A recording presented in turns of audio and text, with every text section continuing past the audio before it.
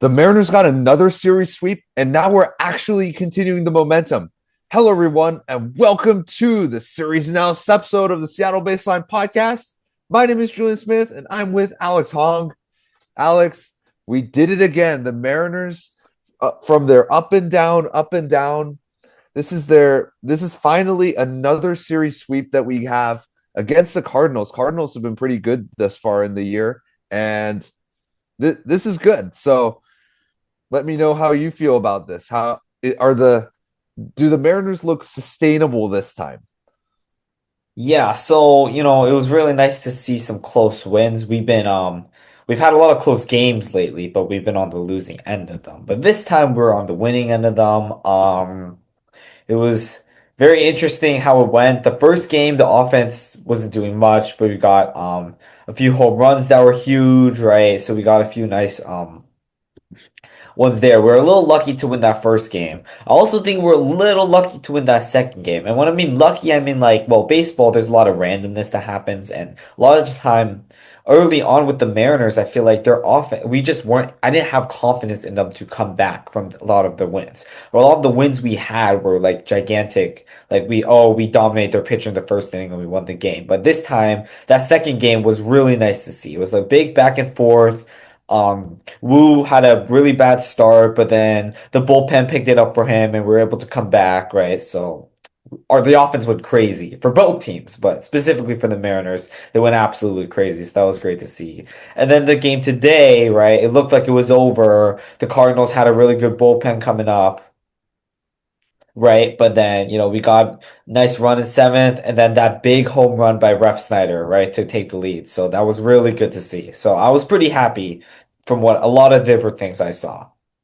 Yeah, definitely. Ref Snyder looks like he's becoming the guy that we traded for, the guy that can smash lefties and only come in for lefties. And this is if Ref Snyder keeps playing like this, I'm happy to have Luke Raley sit on the bench during the during the lefties. But yeah, that's it's looking great right now, especially because the three that matter most, Cal Raleigh, Julio Rodriguez, and Josh Naylor, are on a heater right now. And the the slug from Julio, despite the home run in the second game, isn't going up yet. But as I said in the last video, I'm completely sure that this is on the uptrend that can get him to that next level of slugging. Cal Raleigh smashing smashing balls. Like he's now at 6 home runs. It's been a crazy stretch for Cal Raleigh. This is I feel like this looks like the same Cal Raleigh, especially in the last week or two, that played last year. The one that got 60 home runs literally looks like the same guy. And so we might be looking at another 50 home run season from Cal Raleigh if he continues this uptrend and if he can see the ball exactly the way that he's seeing, especially the changeup. They're throwing less heaters, more changeups at him. If he can continue to see the breaking pitches the way that he is and smash the fastball when it comes to him, he is a dangerous hitter for pitchers. Yeah, in the last 15 games, Raleigh's been amazing. Julio's been amazing, right? And it's kind of funny. We're seeing this Julio like basically a resurgence, right? But it's so interesting that it's so early on in the year. I feel like I'm not used to seeing Julio playing this well this early, but he's been playing well. In the last 15 games, he's been amazing, right? Like, think about it. His average, like, if you look at his season stats, they're not too great, but you got to remember this guy was basically had like a 100 batting average. So the fact that he got it all the way up to 250 at this point is remarkable. So I'm happy where things are going there. Same for Naylor. His was worse. He had like a .04 average at something. It looked like a batting average I would actually. My average would probably be lower than that, but it looked like something I would do out there. But yeah, it sucks that. It looks like he's a little injured right now. Hopefully he comes back soon and it really sucks because he was playing well, right? Usually if some player goes on a slump and then they get hurt, that's not the worst thing in the world. But if you're hot and then you get hurt, it can kind of ruin some momentum. So hopefully things go okay from that part. But yeah. Who else? Connor Joe, he's not even playing that bad for the basically zero expectations I had for him. So hopefully he can fill in for Naylor. The other guy I want to mention is Cole Young. He's been amazing. Absolutely amazing. This is beyond what we expected, right? We were talking about, oh, before the season, we kind of need Cole Young was one of our most important players. We talked about this all along in the preseason, right? All in spring training. And we're like, if this guy can do something for us, this would be huge. And he's done something all right, right? He's been doing something. His hitting's been great. He's hitting home runs occasionally, which is something, we kind of saw a little last year. Guess it's not too much of a fluke. And then his defense is also really good. So that's something I like to see as well. Yeah, he's been flashing the glove. He's really, really good on defense. His diving precise. And it's important to note that his diving is precise because if you're going to dive, you need to be precise. If you're not, that ball is sailing out to the outfield. You can't have that happen. And if you're you can't outrun it either. And so defensively, Cole Young seems a lot more stable at second base, a lot more comfortable. And especially because he transitioned from shortstop to second base. Last year, it seemed like he was going through a little bit of a position change. And then this year, the comfortability went up. So that's awesome to see from a defensive standpoint. And offensively, his numbers right now, 260 average with a 750 OPS. That's what he had in his best month last year in July. And he's done that throughout the whole season. Obviously, it's whole season. It's like a month now, but that's what he's done. He's done what he did in his best month last year in this whole time this year to start the year. And so definitely Cole Young is taking a major step and I'm excited to see how he does because the pitchers already have the scouting report on him and he despite that he continues to excel and become a better version of himself. And one person I want to talk about because we've talked about a bunch of the players that played well and how amazing they were, but on the offensive side, Randy Arozarena hasn't been his best self throughout the past week, and so much so that his on base percentage is lower than his batting average because he hasn't taken a single walk and he's had one sac fly, and so his on base is actually lower for a walking guy like Randy Arozarena, the guy that had a 400 on base to start the year. It's been a pretty massive drop off for him. So that's a guy that I would watch for, especially because when Randy Arozarena is going hot, he will really carry this team to that next level. Yeah, it's kind of interesting. I think I mentioned in the last episode how our walks have dropped, right? I mean, early on in the year we couldn't hit, but we could walk. And now I would much rather prefer hits than walks, obviously. But, it's nice to see some walks here or there. Especially in the first game. The first game, we actually didn't really do much in terms of offensive production. So I think in the first game we walked maybe like 4 or 5 times, so and we got like 4 hits, I think. So it wasn't too great of a game. Right, so it'd be like mostly in those games where the offense is a little struggling. If you can at least draw those walks, that would be good. Now, in that game where we got 19 hits, I really don't care if the Mariners don't walk too much because 19 hits, that's unless the pitching blew up, which it did for the starting pitching, but we still somehow miraculously won the game.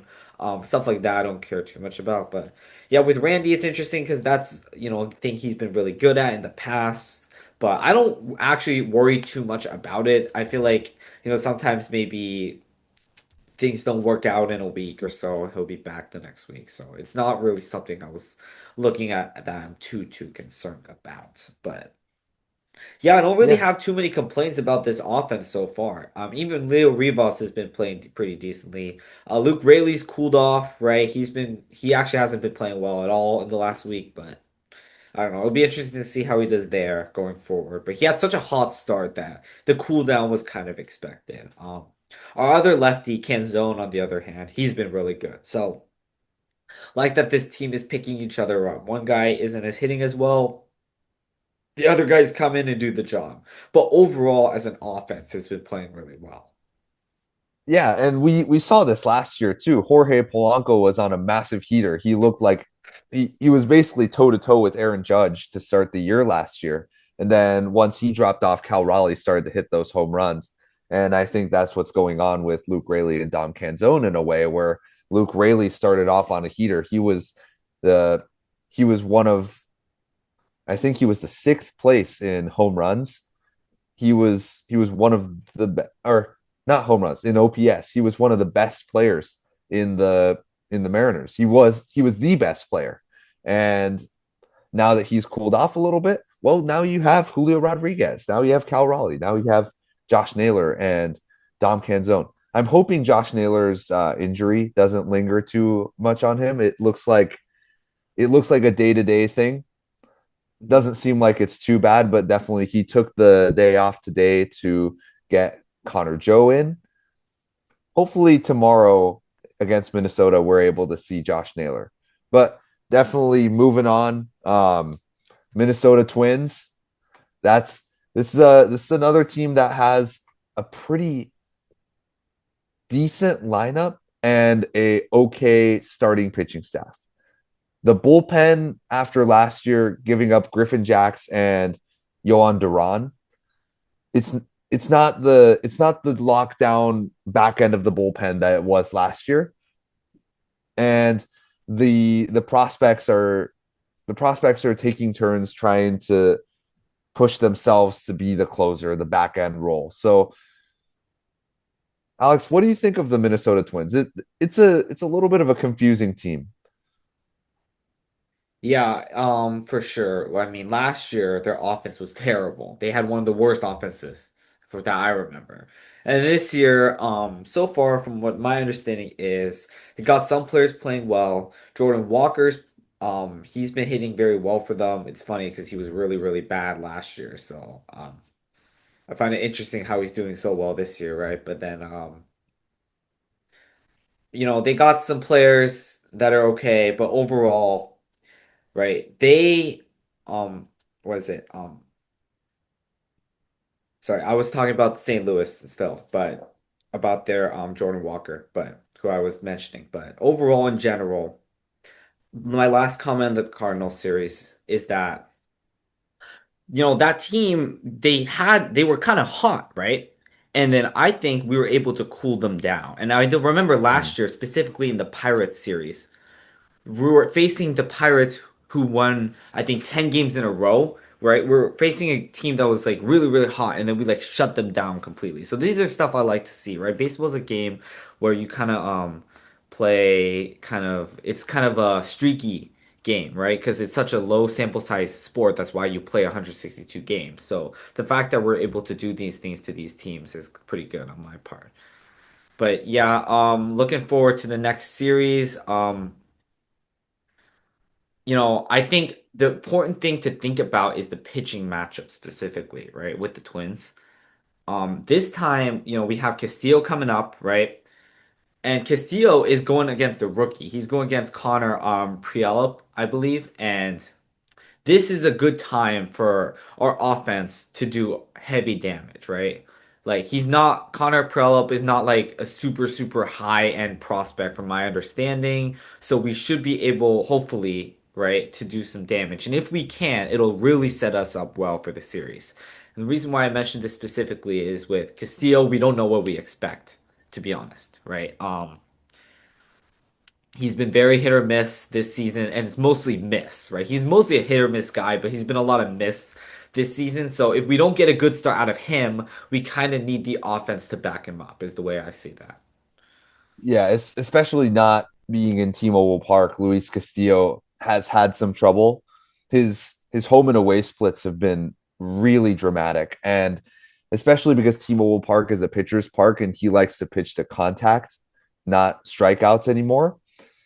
Luis Castillo has been struggling a lot away when he doesn't have that marine layer to stop the ball from getting out of the ballpark. And so That's one that I would watch for. But definitely the pitching staff on the Twins, the at least the part that we're facing, it's not that bad. It's not the bad part of their pitching staff. It's just the first game we face the rookie, and then the next game we get straight to Joe Ryan, who played in the WBC. And when I think of Joe Ryan, first thing that comes to mind, this is basically another Brian Wu. This is a guy with a low arm slot, a pretty special fastball, and a sweeper slider that can catch hitters off guard. So he's going to throw that fastball a lot, and then he's going to get to two strikes, and then he's going to strike you out with the sweeper or slider. With Joe Ryan, one thing that's different than Brian Wu is instead of having a changeup, he has a splitter, and that splitter is pretty lethal too. So we're basically facing another version of Brian Wu. I'd say that Brian Wu is definitely better than Joe Ryan, but they're basically the same pitcher when it comes to scouting. And then another guy that we're facing, this is a guy that's breaking out this year. I haven't seen him this good at all in his career, but Taj Bradley's been amazing to start his year. He's got a below 3 earned run average. He's never had below a 4 earned run average in his career. And so this is a guy that's definitely getting a lot better. He's got a fast four seam fastball, pretty fastball heavy. And then the pitch that's been really evolved for him is the splitter. His splitter, this is something that Logan Gilbert worked on like 2 years ago. But instead of having like a bouncy splitter that like shoots out up from his hand and then down, his splitter comes out of the same tunnel now as the fastball, and it's been getting a lot of swing and miss. He's been leading the team in strikeouts, and if the Mariners can work around him, take their walks, and just let the splitter do its thing out of the zone, then the Mariners can absolutely rush Taj Bradley out of the game early. And so I'm excited to see this one because I think that the Mariners have the players that can beat these pitchers up, and I definitely think that this is a beatable team. Another one like just like the Cardinals. I don't care what the record is. This is a team that the Mariners should be beating 9 times out of 10. Yeah. Again with Taj Bradley, he's been striking a lot of guys out too, which is interesting, right? Um, it's funny because the more I think of Castillo, he hasn't been striking out. He's been giving up runs. Like he has been actually a lot worse than I thought. And usually I like to defend Castillo, but it's been just bad this year so far. So I mean, there's a chance he could turn it around still. So hopefully he plays a little better.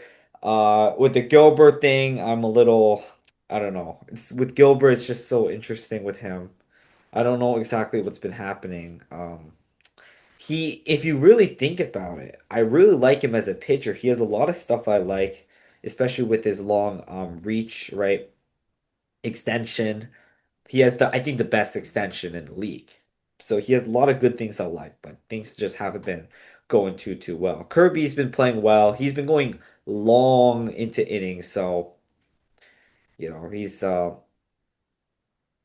pretty good in that regard. But once again, like you said, with this team, they have been playing too well, the Twins, and realistically, they're just not that good of a team, right? And we definitely have been playing like the better team lately, and we definitely are the better team in general. So I'm expecting another series win here if the Mariners want to prove they're a good team. And right now, if we get that series win, we would be at least to actually I think we would be to a 500 record.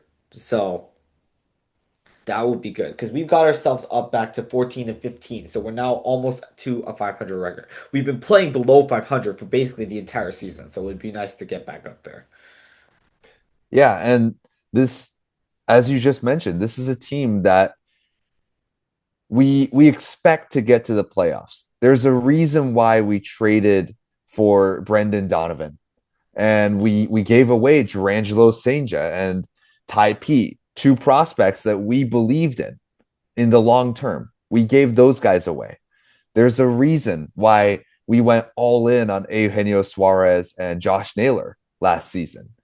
This team is a team that's expected to make the playoffs, and the moment's not just going to present itself. It's not just going to balance out like a broken record. It's you got to put in the work, and especially with Luis Castillo starting the season off on a cold streak, there are some uncertainties in this team, and the Mariners need to make sure that they can keep winning these games so that they can get to the playoffs because it's going to be really crucial that they win these types of games. When it comes down to it, it's not did you win all three games against the Dodgers? It's did you win the series against the Twins? Did you win the series against St. Louis? Like that's what it comes down to. So it's going to be really crucial that the Mariners do actually win this series. Yeah, final thing I'll say about is the bullpen. Jose Ferrer, this guy's been incredible. I mean, we were excited about him in the off season. We even had a video dedicated to Jose Ferrer. I don't know if you remember that, but we've been excited, and he's been showcasing, right, how valuable he can be. So. Even that Cardinals series, our bullpen played really well. The only guy who gave up some runs was Cooper Criswell, and I mean, he's a guy that I don't really expect too much of. And we abused our pitchers that game. Ferrer, I think, pitched 2 innings in the first game or the second game, and he had to close the last game. And then Munoz had to play back to back. Brash had to play back. Like we had to use these guys all the time. So I'm liking what I'm seeing there from the bullpen pretty much so far. Um, so yeah, but it'll be interesting to monitor how the bullpen goes to see if we can make a move at the deadline. Because we were talking about before the season how the bullpen seems a little weak. Like we don't know like how it's gonna go. And bullpens are also very volatile, right? Relief pitchers usually aren't. You usually don't see those type of players who are good every single year, or else they would probably be a closer on a team, right? So it's kind of hard to build a good bullpen, I'd say, in my opinion, but that's something to monitor as things go on. Yeah, and we have Munoz and Brash available for the next series against the Twins. To your point, I love what I see from Jose Ferrer. Jose Ferrer came here as a ground ball reliever. And when we looked at his arsenal, we were talking about this during the video where we talked about Ferrer. His arsenal looks like a strikeout arsenal, but he's getting a lot of ground balls. Well, now he's getting the strikeouts. And this is exactly the Jose Ferrer that we were looking for. The fastball changeup slider guy that can just move the ball around to different quadrants of the zone. And this is really the guy that we traded Harry Ford for. So I'm really happy to see what Jose Ferrer is becoming. And I think this a lot of the credit goes back to the Mariners pitching coaches, how they develop their pitchers, the strike first approach, everything. The command looks amazing. I'm excited. Yeah, for sure. Yeah. And let us know. What do you guys think? Are the Mariners turning the corner, or do the Mariners need to do more stuff to prove to you that they are turning the corner? Let us know in the comments down below. And thank you, everyone, for tuning in. Check us out on Spotify, Apple Podcasts, and our beautiful faces on YouTube. Check out our Instagram. And as always, go Mariners. Go Mariners.